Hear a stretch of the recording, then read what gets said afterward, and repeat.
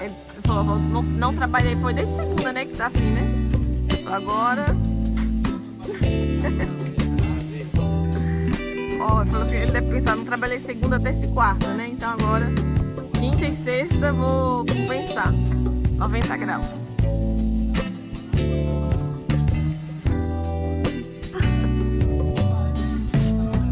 Ô, seu Zuca, sabia que em Portugal faz 54 graus? E as pessoas não morrem?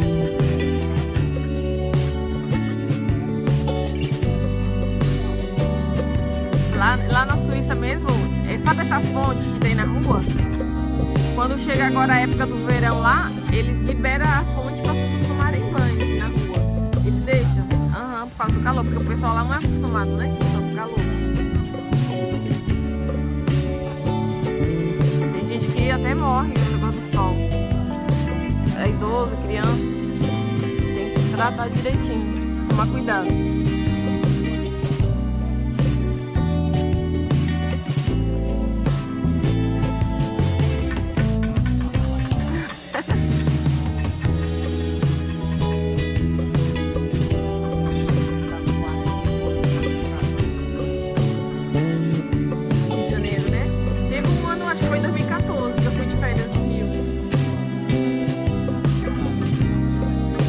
Em 2014 foi um dos verão mais rigorosos do Rio de Janeiro.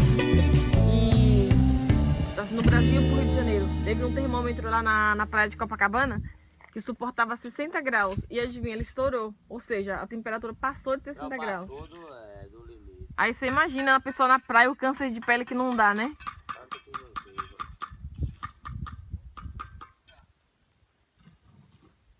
Uma pele de esporte, pessoal. Deus me livre.